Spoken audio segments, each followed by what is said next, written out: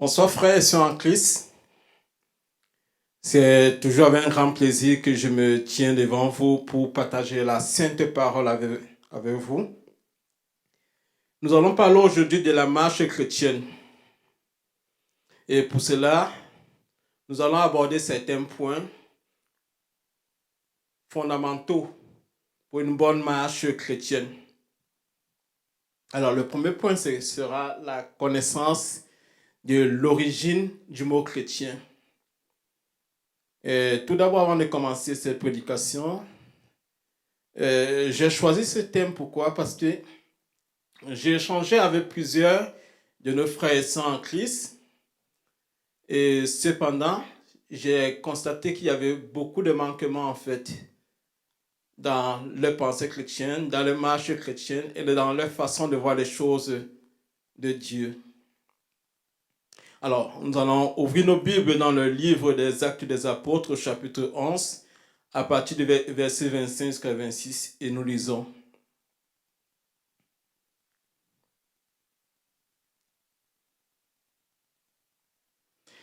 Quand il l'eut trouvé, il l'amena à Antioche. Pendant toute une année, ils participèrent aux réunions de l'Église et ils enseignaient beaucoup de personnes. C'est à Antioche que pour la première fois les disciples furent appelés chrétiens. Alors, frères et sœurs en Christ, ce qu'il faut savoir, c'est que après la mort d'Étienne à Jérusalem, de nombreux frères et sœurs en Christ se sont dispersés de part et d'autre dans les différentes régions aux alentours de Jérusalem. Et lors de cette dispersion, certains avaient choisi d'aller évangéliser auprès des Juifs, tandis que d'autres ont choisi d'aller évangéliser auprès des non-Juifs. En d'autres mots, ceux qui étaient païens. Et Barnabas et Paul ont choisi de se déplacer pour aller à Antioche du côté de la Syrie, dans l'Asie mineure. Et ce qui se produit, c'est que pendant qu'ils étaient en train d'enseigner, pendant qu'ils prêchaient, ils l'ont fait pendant 1 an. Et c'est dans cette zone que le nom de chrétien les a été attribué à la communauté chrétienne pour la première fois. Attribué pourquoi? Attribué pour pouvoir les différencier de ceux qui pratiquaient le judaïsme, de ceux qui pratiquaient d'autres religions autres que le christianisme. Donc c'est ainsi que le nom chrétien a apparu. Alors, pourquoi ça? Ces personnes voulaient les signifier en fait, ou marteler en fait que c'était des personnes qui marchaient selon Christ. Et que veut dire Christ? Christ veut dire en hébreu Christo. Et c'est son synonyme. J'allais dire Christ veut dire en hébreu Christo, en grec Christo. Et son synonyme en hébreu c'est Messia. Donc Messie, comme nous avons l'habitude de dire. Donc Christ, c'est le synonyme de Messie. Et en grec, c'est Christo. Donc l'étymologie de Christ provient du mot grec Christo. Et l'étymologie de Messie provient du mot hébreu Messia. Et qui veut dire la même chose, selon l'usage de la langue. Alors, le Messie ou le Christ, c'est celui qui est oint par Dieu. C'est lui qui reçoit une consécration spéciale, une consécration particulière, une consécration divine. Donc, frères et sœurs en Christ, c'est ainsi que j'ai introduit cette prédication. Le chrétien doit être celui qui doit être fier de porter le nom qui lui a été attribué depuis Antioche. Parce que c'est un nom qui est rempli de joie. C'est un nom qui le différencie des autres. C'est un nom de fierté. C'est un nom de privilégiés. C'est un nom de ceux qui ont reçu la grâce. Une grâce spéciale, une grâce particulière, une grâce qui n'est pas de ce monde, mais qui vient des cieux.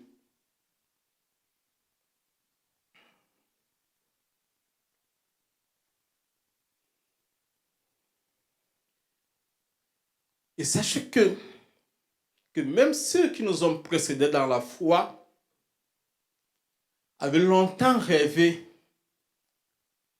de ce moment, de ce temps,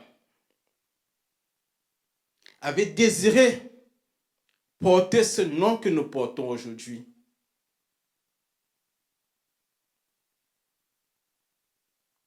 Donc, mon frère, ma soeur, porter le nom de chrétien est une marque des élus, une marque des choisis, une marque des privilégiés.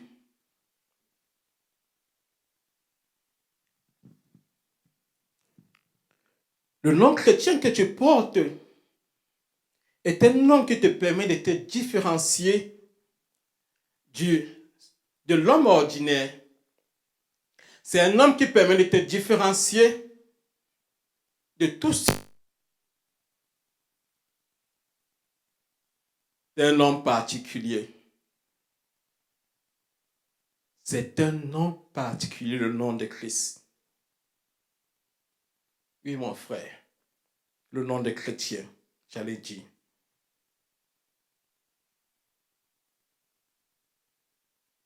Donc, tu dois être fier de pouvoir porter ce nom. Ce nom, tu dois être fier.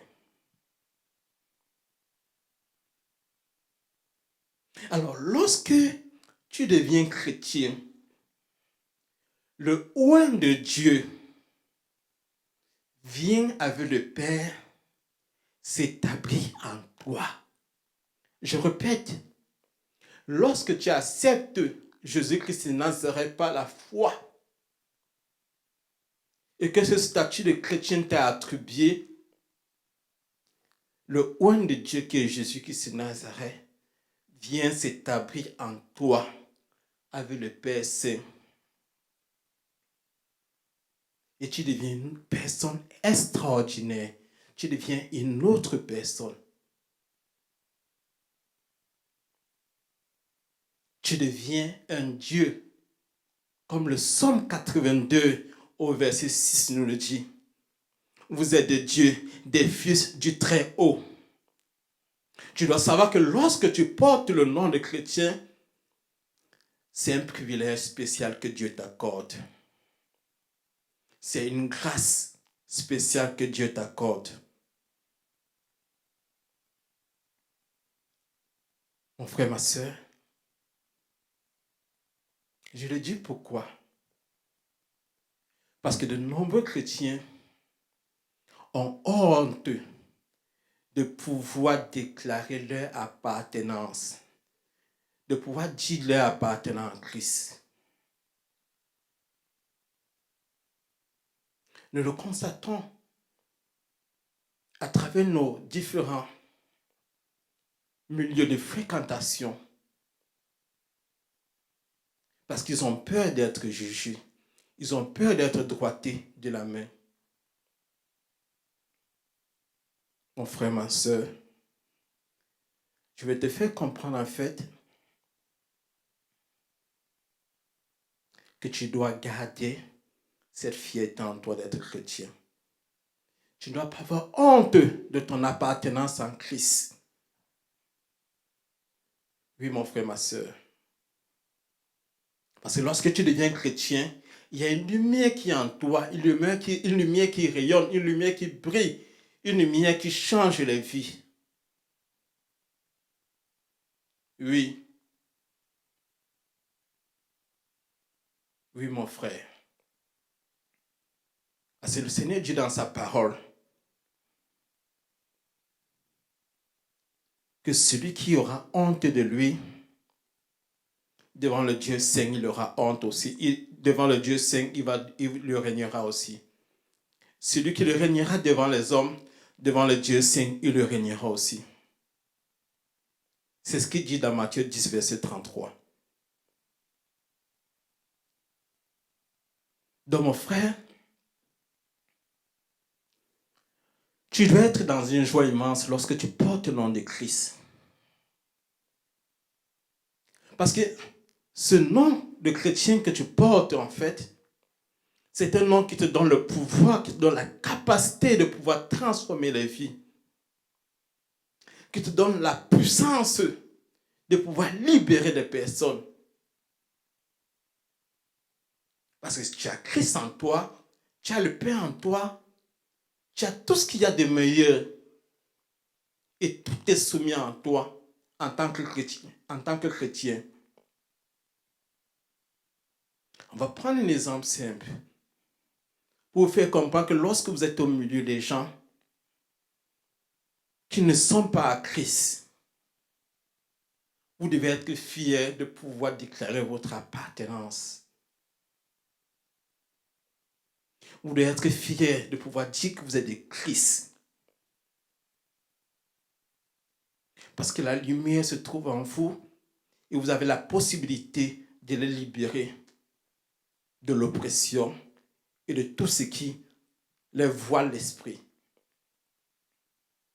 Alors, je vais prendre l'exemple du centenier dans le livre de Luc,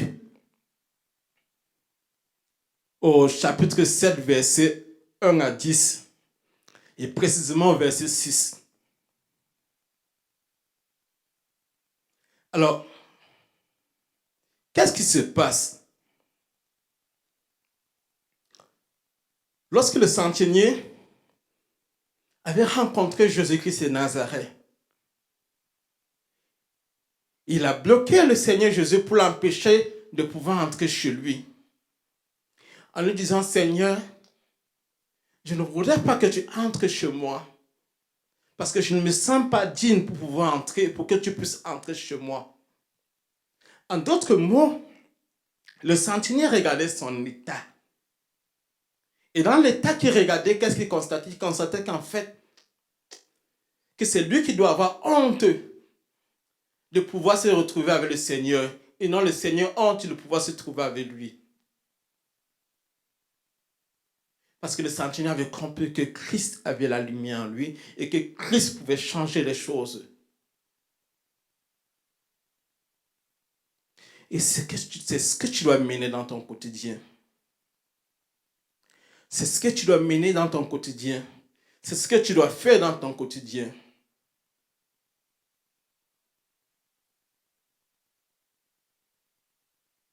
Tu dois pouvoir témoigner Christ partout où tu te trouves. Sans honte, sans peur et avec fierté. Peu importe le milieu. Peu importe le milieu. Que ce soit dans les entreprises, que ce soit dans les écoles, que ce soit dans le milieu familial, tu dois être fier de ton appartenance à Christ. Parce que c'est un privilège que tout le monde n'a pas. C'est quelque chose de spécial. Donc mon frère, ma soeur, sois dans la joie. Toi qui as choisi de venir à Christ, toi qui as choisi de marcher selon Christ,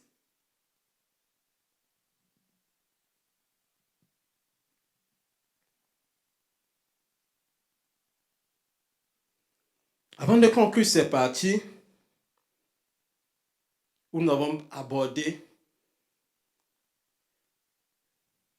l'origine du mot chrétien et la signification du mot chrétien, je voudrais que tu saches que toi, en tant que chrétien, tu possèdes un trésor qui est à ta disposition, que tu devrais chérir, la parole de Dieu,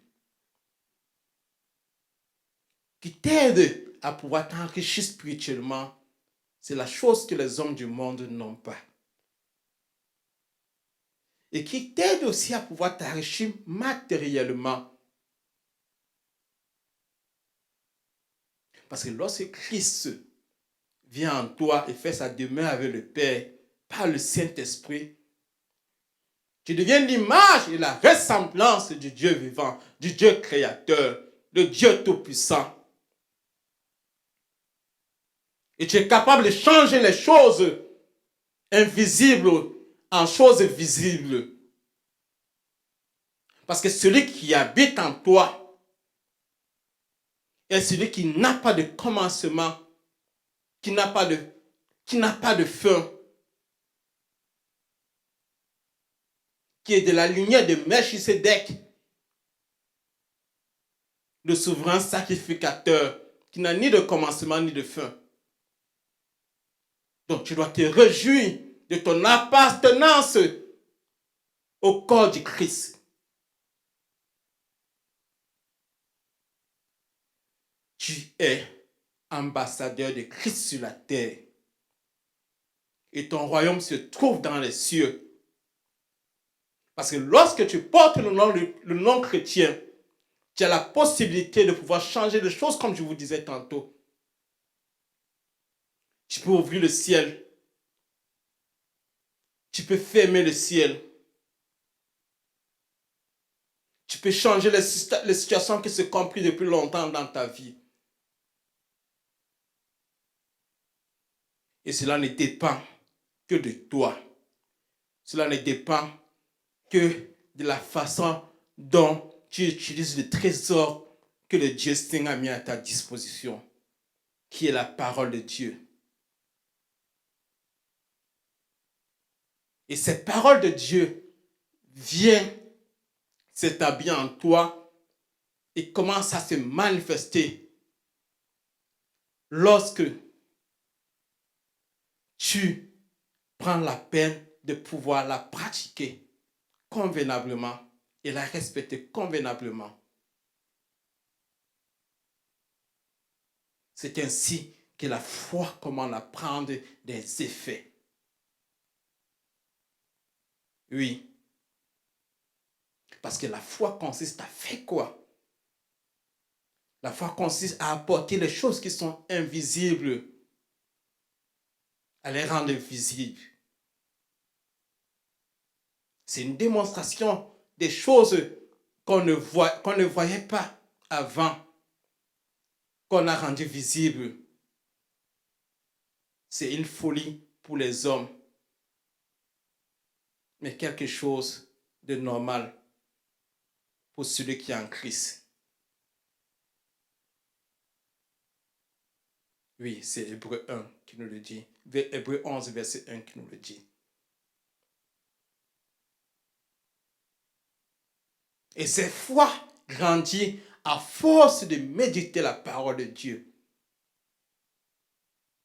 Parce que Romains 10, verset 17 nous dit que c'est à force de méditer la parole de Dieu, à force d'entendre la parole de Dieu, que la foi vient.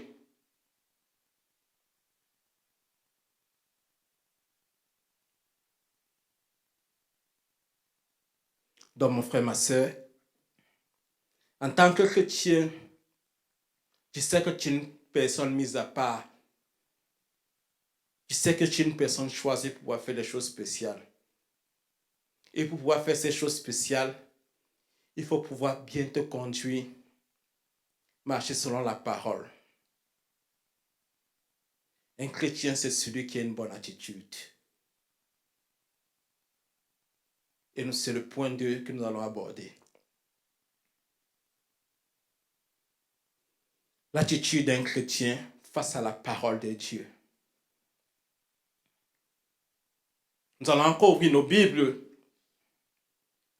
dans l'Acte des Apôtres, au chapitre 17, à partir du verset 10 à 12.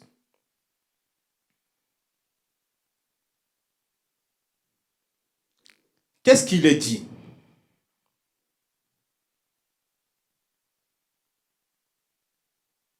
Aussitôt les frères firent partir de nuit, Paul et Silas pour Bérée. Dès leur arrivée, ils entrèrent dans la synagogue des Juifs. Ces derniers avaient des sentiments plus nobles que ceux de Thessalonique. Ils accueillirent la parole avec beaucoup d'empressement et ils examinaient chaque jour les Écritures pour voir si ce qu'on leur disait était exact. Beaucoup d'entre eux crurent, dont ainsi que parmi les non-juifs, je répète, ils accueillaient la parole avec beaucoup d'empressement et ils examinaient chaque jour les Écritures pour voir ce que l'on leur disait était exact. Donc mon frère, pour pouvoir faire le récit, c'est quoi? Paul et Silas s'étaient déplacés pour aller prêcher.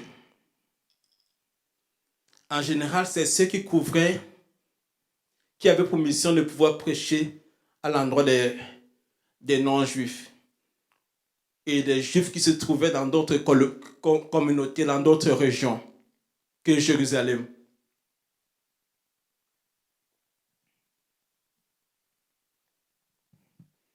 Alors, après avoir quitté Thessalonique, d'où ils étaient persécutés par les Juifs de cette région, de cette zone, ils sont dirigés vers Bérée. Et à Bérée, qu'est-ce qui se passe en fait?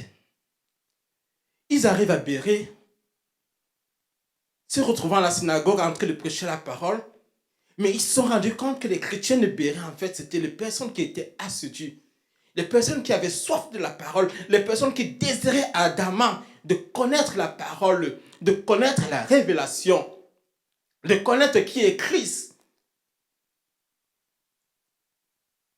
Et ces chrétiens n'étaient pas n'importe quel chrétien. Mais c'était des chrétiens qui scrutaient la parole. En d'autres mots, c'était des chrétiens qui n'acceptaient pas qu'on leur dise n'importe quoi. Tout ce qui était mis à leur disposition devait provenir de la saine doctrine. Mais quelle était leur conduite? Lorsque Paul et Silas les prêchaient la parole, qu'est-ce qu'ils faisaient? Ils s'empressaient de pouvoir prendre tous les chapitres et tous les versets que Paul et Silas avaient mis à leur disposition. Ils rentraient à la maison. Qu'est-ce qu'ils faisaient? Ils prenaient la peine de méditer, de lire et de vérifier, de s'assurer de la véracité des propos qui nous ont été enseignés, qui nous ont été évangélisés. En d'autres mots, ce n'étaient pas les chrétiens qui venaient à l'église, comme les chrétiens de nos jours que nous voyons, pour uniquement écouter la parole, après fermer la Bible, oublier et attendre le week-end prochain ou la prochaine prédication. Mais c'est les personnes qui avaient soif de connaître les choses du royaume des cieux. C'est les personnes qui avaient soif de retrouver leur identité. C'est les personnes qui avaient soif de marcher dans la sanctification. C'est les personnes qui avaient soif de connaître qui est Christ, qui est le ressuscité. C'est les personnes qui voulaient accueillir avec un ardent désir le Christ que les prophètes avaient annoncé. Oui, les chrétiens de Bérée.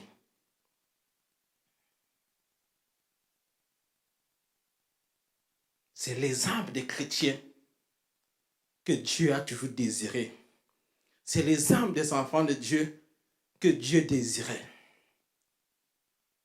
Et c'est l'exemple que nous devons copier dans la Bible. Et lorsque tu cherches en profondeur, tu vas te rendre compte en fait que ces chrétiens de Bérée, en fait, que ces chrétiens ne le faisaient pas au hasard. Si ces chrétiens scrutaient la parole, Ça voulait dire, entre autres, que c'était des personnes qui avaient des connaissances bien requises au sujet des anciennes écritures, dans les écritures de l'ancienne alliance. Parce que s'ils prenaient la peine de lire la parole jour et nuit comme ils le faisaient, ça veut dire qu'entre autres, ils se sont inspirés des écritures, des recommandations de Josué. Dans Josué 1, verset 8, qui dit que ce livre de la loi ne se loigne point de ta bouche, mais dis-le jour et nuit pour agir fidèlement selon tout ce qui est écrit pour avoir le succès dans tes entreprises et réussir dans tout ce que tu fais. En d'autres mots, c'était des personnes qui prenaient le temps de mettre la parole en pratique. C'est des personnes qui ne voulaient que nourrir leur esprit. C'est des personnes qui se détachaient des œuvres de la chair pour pouvoir vivre selon les œuvres de l'esprit. C'est des personnes qui voulaient avancer dans leur marche chrétienne. Et tu vois que l'inspiration était là. Ils mettaient en pratique ce que Josué les a dit. Ils mettaient en pratique ce que le Psaume 1, qui fait partie des écrits que nous avons bien ouvrir, à partir du verset 1 à 2, qui dit « L'homme heureux, qui ne marche pas selon le conseil des méchants, mais qui trouve son plaisir dans la loi de l'Éternel et qui la médite jour et nuit. » C'est ce que ces chrétiens de Béret faisaient. Comme Josué les avait recommandés à travers la Sainte Parole, comme le Psaume 1, verset 1 à 2 le recommande à travers la Sainte Parole, ils méditaient la parole jour et nuit. Donc, on peut comprendre que, en premier lieu, les chrétiens de Béret étaient les chrétiens qui respectaient la parole de Dieu. C'était les chrétiens qui respectaient la parole de Dieu. À la loupe, sans s'amuser.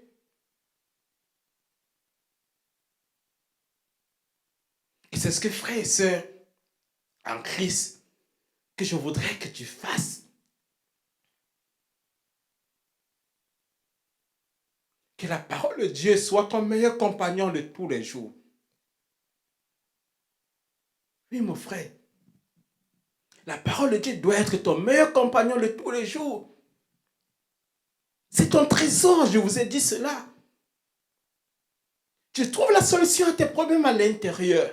Tu es libéré à l'intérieur. Tu comprends le temps à l'intérieur. Tu sais dans quelle époque on se trouve à l'intérieur.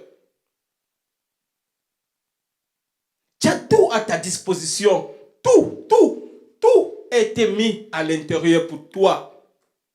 Pour que tu sois épanoui. Pour que tu sois épanoui. Tout a été mis pour toi. Mais qu'est-ce que tu fais, mon frère, ma soeur? Qu'est-ce que tu fais? Donc le Seigneur t'appelle à pouvoir revoir ta vie, à pouvoir t'organiser dans ton temps, à pouvoir t'organiser dans tout ce que tu fais. Parce que la parole est primordiale pour ta vie.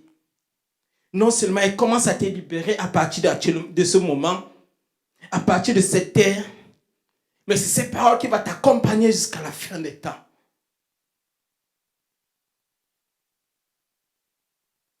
Et il est important que tu la médites jour et nuit.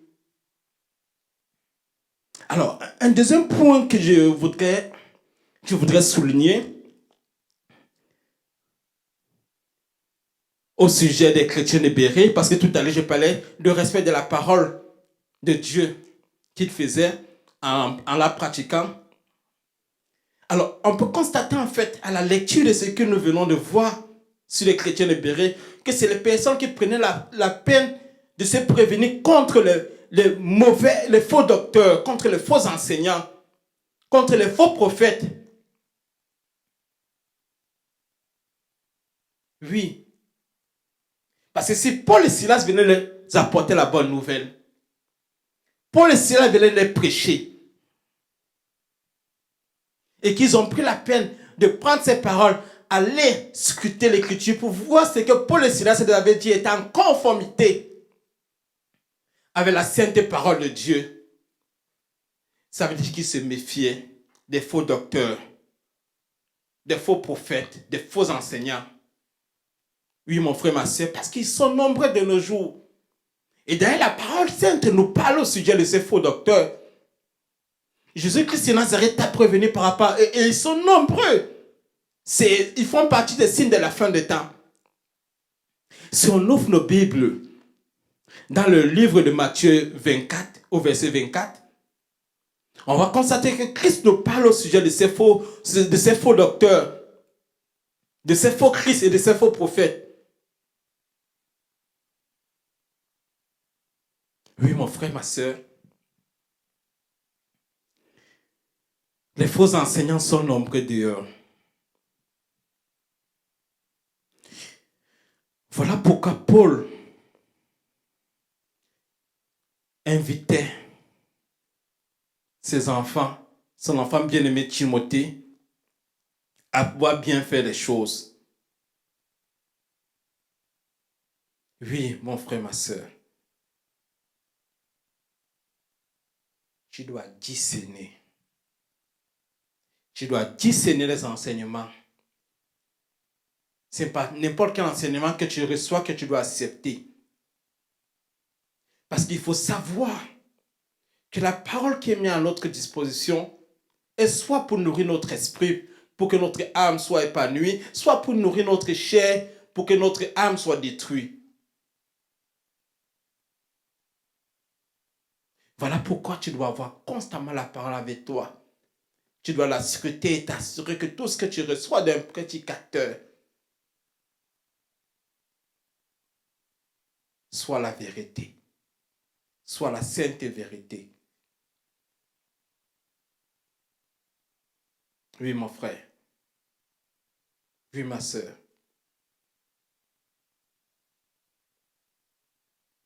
Et on a vu comment Paul s'adressait.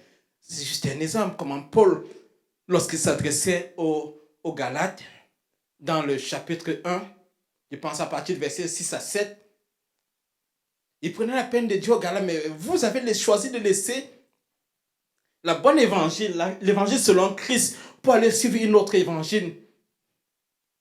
Une évangile qui est contraire à la vérité. Parce qu'il n'y a qu'une seule évangile. Et la seule évangile, c'est celle qui prêche Christ dans la saine doctrine. Mais qu'est-ce que les chrétiens de Galates avaient reçu? Ils avaient reçu des personnes qui venaient prêcher de l'hérésie. L'hérésie, c'est quoi? Ce sont des faux enseignements.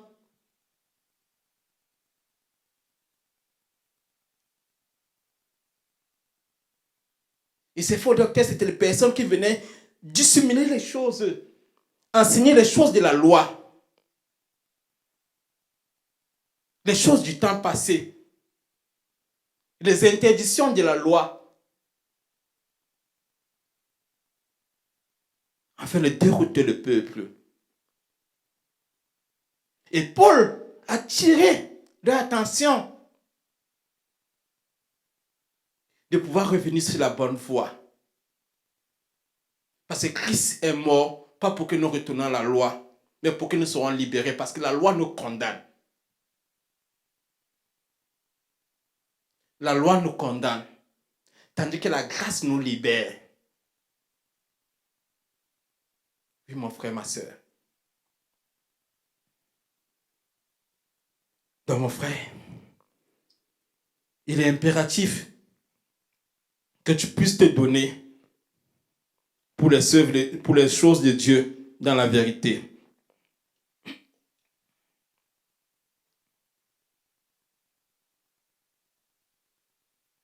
Donc, lorsque Paul s'adressait à Timothée, qu'est-ce qu'il dit? Il dit à Timothée que la parole saine soit ton héritage. Que ces paroles saintes soient transmises de la bonne façon.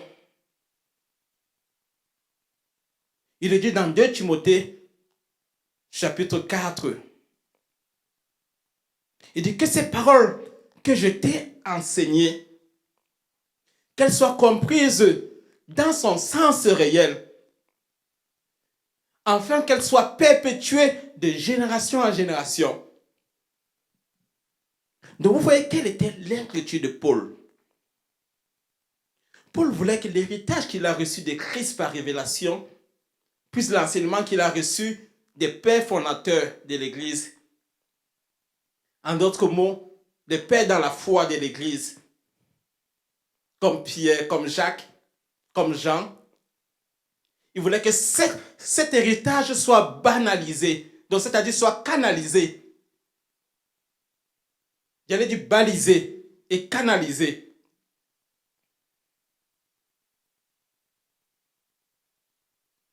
C'était le souhait de Paul, que l'héritage soit canalisé.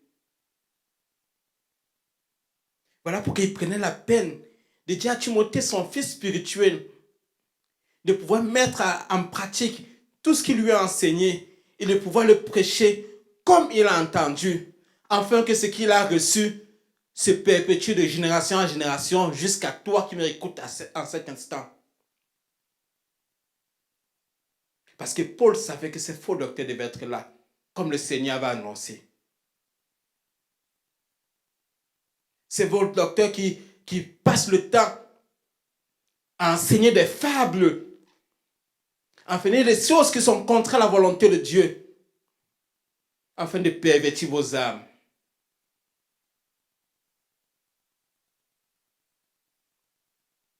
Donc, mon frère, ma sœur, il est important que nous comprenions la saine doctrine,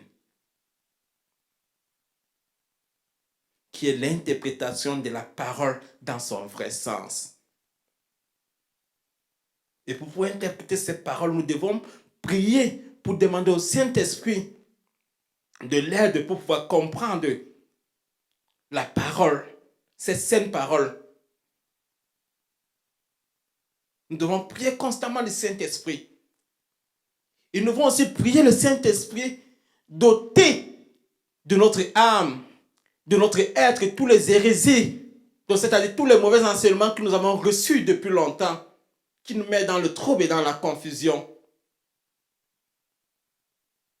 Parce que l'enseignement sain est celle qui te prêche la sanctification. Parce que c'est la sanctification qui te libère. C'est la sanctification qui réjouit ton âme. Et c'est la sanctification qui réjouit Dieu. Et la sanctification est la volonté de Dieu.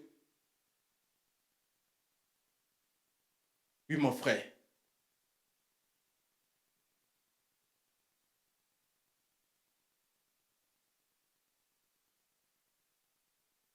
Donc, les hérésies que nous trouvons de nos jours, les faux enseignements que nous trouvons de nos jours, les fausses doctrines que nous trouvons de nos jours sont ce qui a commencé depuis l'ère de Paul.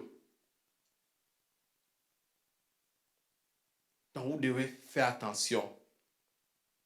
Et pour pouvoir être à l'abri de tout cela, il faut scruter la parole. Parce que tout est écrit à l'intérieur. Il n'y a rien de caché. Tout est écrit à l'intérieur. C'est ton référent.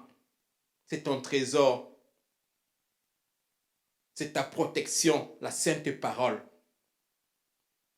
Parce que n'importe qui pourra venir te dire, le Seigneur m'a révélé ceci, le Seigneur m'a révélé cela. Si ces révélations n'est pas conforme à la sainte parole, rejette-la. Parce que ce qu'il faut savoir, ces saintes paroles que nous recevons est la parole révélée. On appelle cela logos, donc c'est-à-dire la parole écrite. Mais avant qu'elle ne soit écrite, elle a été révélée. Et Paul en témoigne qu'il a reçu la parole de Dieu par révélation.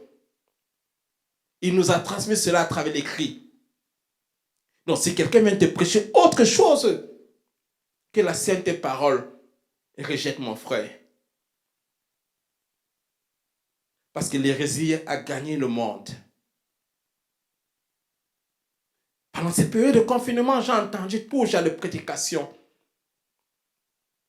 Tout genre de paroles qui sont sorties au sujet de ce Covid-19. Les gens attribuent tout genre de choses à Dieu. Pourtant, tout est dit dans la parole. Il y a une chronologie dans la parole. Il y a une chronologie dans les choses de Dieu. Tout est dessiné à l'intérieur. Tout part de la création à la chute, de la chute à l'escalade du péché, de l'escalade du péché à la croix, de la croix à la résurrection. Et la résurrection, à nous actuellement, nous sommes en train de passer cet instant.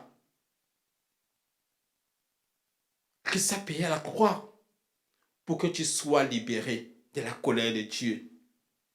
Donc tu appartiens à Dieu, tu appartiens à Christ, il n'y a aucune colère qui te suit. Il n'y a aucune colère qui ne peut te frapper. Et la colère de Dieu ne peut pas te frapper parce que tu es de Christ. Qu'aucune personne ne vienne nous prêcher des paroles qui ne sont pas vérité.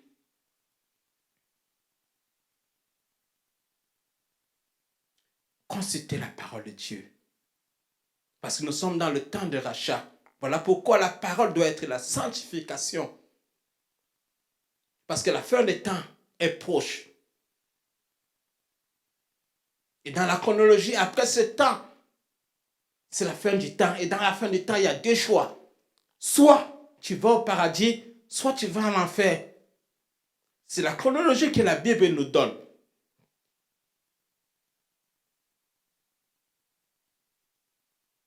Et Christ est au centre de tout ça. Mon frère, je t'invite à demeurer dans la sanctification, à rechercher la sanctification en premier lieu. C'est dans la sanctification que tu es libéré.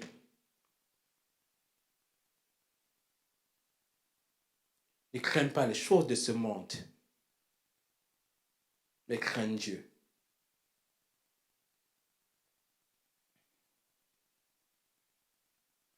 Je pense que je suis en train de dépasser déjà le temps.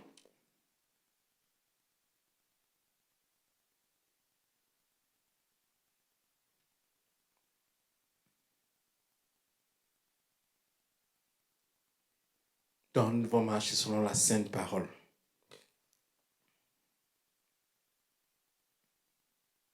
Alors, il y a un dernier point que je voudrais soulever. Et c'est un point qui est fondamental pour le chrétien. Parce que j'ai entendu beaucoup de choses au sujet du point que je voulais soulever.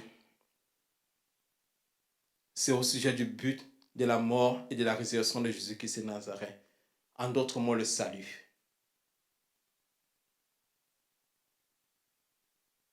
J'ai échangé avec beaucoup de frères qui me font comprendre en fait que c'est nos œuvres en fait qui nous mèneront à la vie éternelle. Que c'est en marchant dans la sanctification que nous sommes sauvés, que nous avons le salut. Mais je veux qu'on ouvre nos Bibles dans le livre d'Éphésiens. Éphésiens au chapitre 2, versets 1 à 10. Éphésiens chapitre 2, versets 1 à 10.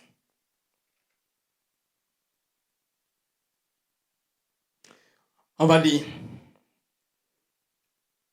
Quant à vous, vous étiez morts à cause de vos fautes et de vos péchés, que vous pratiquiez autrefois conformément à la façon de vivre de ce monde, conformément au prince de la puissance de l'air et de l'esprit qui est actuellement à l'œuvre parmi les hommes rebelles. Nous tous aussi, nous étions de leur nombre. Notre conduite était dictée par les désirs de notre nature propre, puisque nous accomplissions les volontés de la nature humaine et de nos pensées. Et nous étions, par notre condition même, destinés à la colère, tout comme les autres. Mais Dieu est riche en compassion. À cause du grand amour dont il nous a aimés, nous qui étions morts en raison de nos fautes, il nous a rendu à la vie avec Christ. C'est par grâce que que vous êtes sauvés. Il nous a ressuscités et fait asseoir avec lui dans les cieux célestes en Jésus-Christ. Il a fait cela afin de montrer dans le temps à venir l'infinie richesse de sa grâce par la bonté qu'il a manifestée envers nous en Jésus-Christ. En effet, c'est par la grâce que vous êtes sauvés par le moyen de la foi. Et cela ne vient pas de vous, c'est le don de Dieu. Ce n'est pas les œuvres, afin que personne ne puisse se vanter. En réalité, c'est lui qui nous a fait. Nous avons été créés en Jésus-Christ pour des œuvres bonnes que Dieu a préparées d'avance, afin que nous les pratiquions. Donc mon frère, ce qu'il faut savoir, ce n'est pas tes œuvres, les œuvres qui nous donnent le salut. C'est la grâce qui nous donne le salut. Seule la grâce nous donne le salut. Seule la grâce nous donne le salut. Et Christ est mort à la croix pour que tu puisses pratiquer les bonnes œuvres. En d'autres mots, quand Christ meurt à la croix pour toi, il t'accorde le salut. Et en t'accordant ce salut, c'est pour que tu marches dans la sanctification. Je vais résumer. Je prends un exemple. Quelqu'un qui se trouvait dans une prison, qui vient être libéré. Il est libéré pour qu'il puisse marcher dans la bonne conduite. Donc, Christ vous a libéré pour que vous puissiez marcher dans la bonne conduite. Et c'est la vie que Dieu avait réservée pour vous depuis le commencement de toutes choses. C'est ce qui est dit dans ce que je venais de lire. Donc, gardez dans l'esprit que c'est seul Christ qui vous sauve. Et que la marche dans la sanctification est votre devoir. Ce n'est pas la marche dans la sanctification qui va vous sauver. Parce que Christ vous a déjà sauvé. Mais la marche dans la sanctification vous permet de pouvoir vivre selon Christ et de demeurer en Christ pour la vie éternelle. Sur ce, je vous dis merci frères et sœurs en Christ pour d'avoir pris ce temps de m'écouter. Il n'y a plus assez de temps, je ne peux plus développer, je ne vais pas développer davantage. Il y avait encore certaines choses à dire, mais je vais juste prendre le moment pour prier. Je ne vais pas être long. Si les responsables de la production me permettent, je vais juste prendre 5 minutes. Alors, on va prier pour des points de stratégie. On va prier pour que le Seigneur garde ses enfants dans la foi en ce moment. Que la foi des enfants de Dieu ne baisse pas, ne diminue pas, mais que cette foi s'accroît. Prions. Éternel Dieu Tout-Puissant, je viens te confier tous tes enfants actuellement, de peu importe le lieu d'où ils se trouvent, qui sont dans le confinement, Éternel Dieu Tout-Puissant, qui sont dépassés par les choses qu'ils traversent, qui subissent les conséquences, Éternel Dieu Tout-Puissant, de cette maladie qui traverse actuellement le monde entier. Oh Dieu Saint, oh Dieu fort, oh Dieu éternel, je t'implore de garder la foi de tes enfants. Je t'implore de garder tes enfants, Père éternel, dans ta sainte parole, entre tes ailes. Et loin de le Père éternel, le menteur, le diffuseur, Père éternel, de mauvaises pensées, le diffuseur éternel, Dieu Tout-Puissant, du découragement. Garde tes enfants dans la lumière et qu'ils persévèrent dans la foi éternelle, Dieu Tout-Puissant. Et qu'ils sortent de cette période éternelle, Dieu Tout-Puissant, avec plus de tonus spirituel pour pouvoir te louer et t'adorer et changer les choses de ce monde entier. Éternel Dieu Tout-Puissant, je profite encore pour te prier. Pour ceux qui ne sont pas encore à toi, je t'implore, Éternel Dieu Tout-Puissant, de toucher tes enfants afin qu'ils sachent que le seul moyen pour avoir le salut, c'est accepter Jésus-Christ de Nazareth comme Seigneur sauveur dans la foi. Oui, Seigneur, je profite pour cet instant pour prier pour tout le corps médical, Éternel Dieu Tout-Puissant, à travers le monde entier. Les médecins, les infirmiers, les sages-femmes et tous ceux qui sont en charge dans les hôpitaux. Éternel Dieu Tout-Puissant, préserve ces personnes, donne la force, Père éternel, de pouvoir continuer à faire ce dont tu les as mis dans l'esprit. Et je terminerai, Éternel, en te demandant de venir en aide à tous ceux qui souffrent, tous ceux qui sont malades, tous ceux qui sont atteints de Covid-19.